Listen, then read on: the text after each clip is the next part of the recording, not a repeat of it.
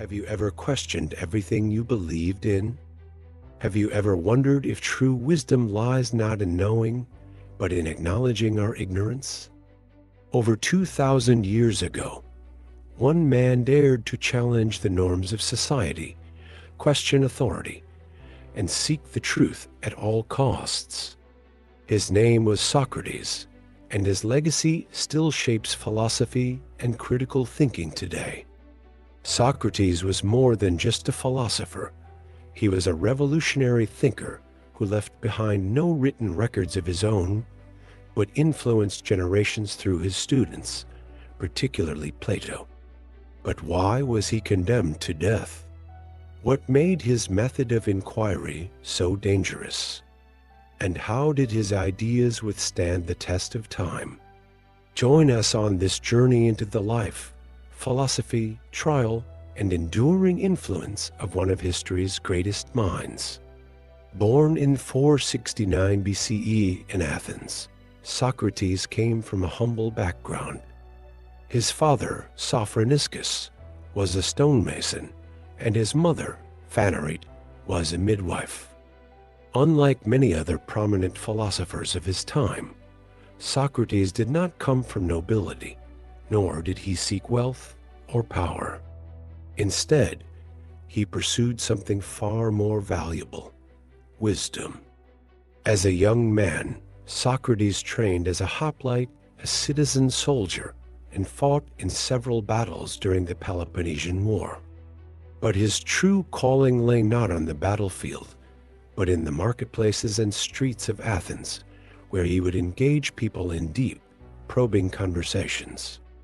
Rather than delivering speeches like the sophists, Socrates asked questions that exposed contradictions, tested assumptions, and forced people to think more deeply about their own beliefs.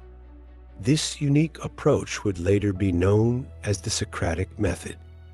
Socrates believed that the key to wisdom was not to claim knowledge, but to recognize our own ignorance. His famous statement, "I know that I know nothing," encapsulates this belief.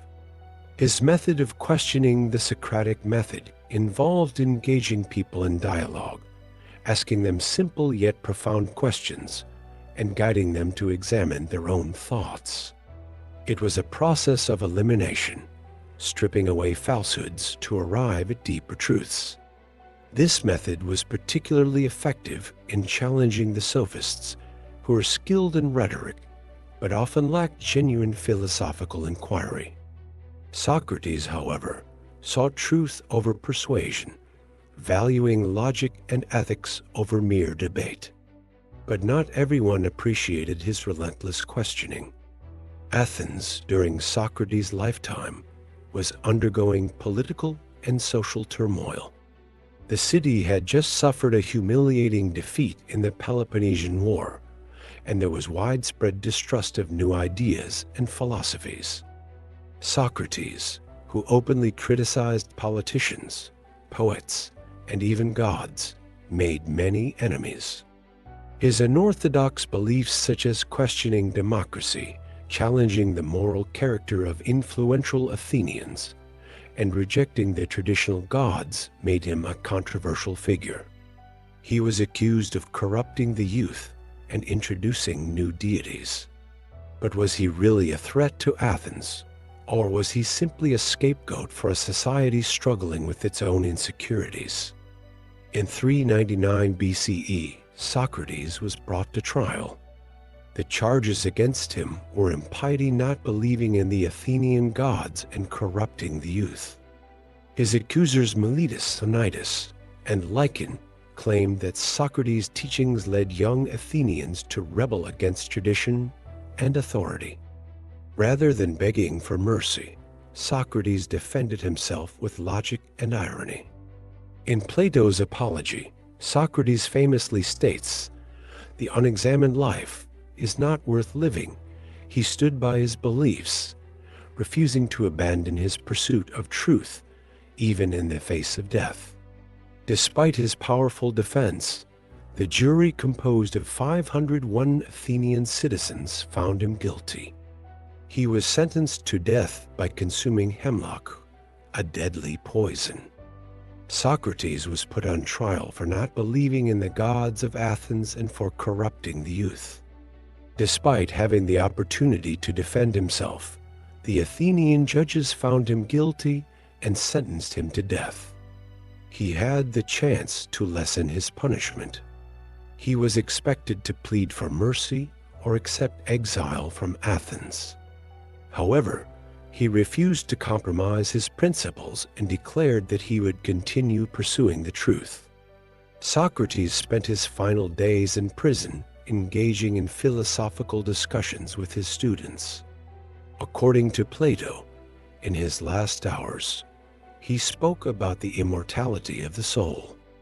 When the day of execution arrived, the prison guard handed him a cup of poisonous hemlock. Socrates, without hesitation, took the poison and drank it calmly.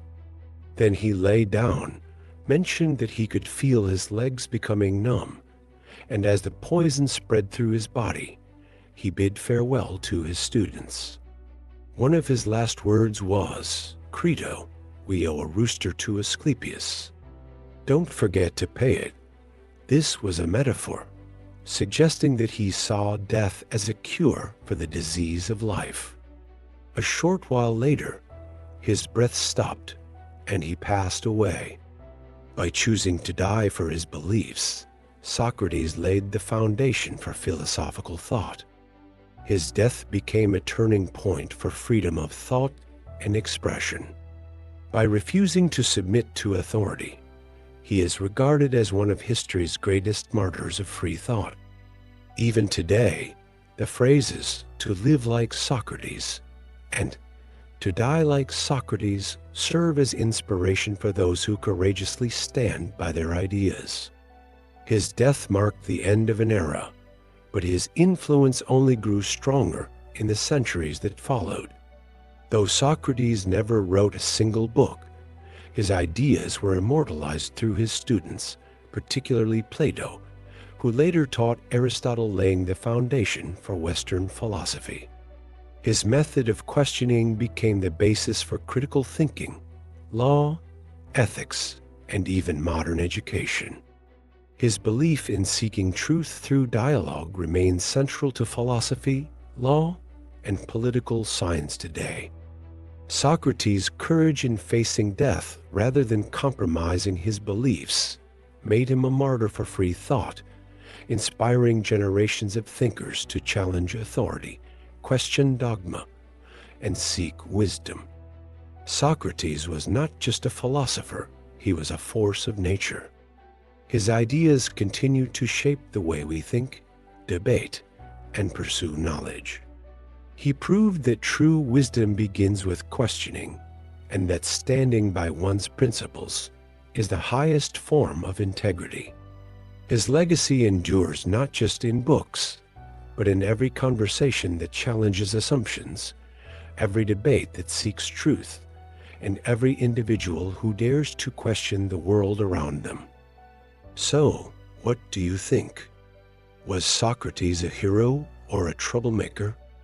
Should we always question everything, or are there limits to inquiry? Share your thoughts in the comments, and don't forget to subscribe for more deep dives into the greatest minds in history.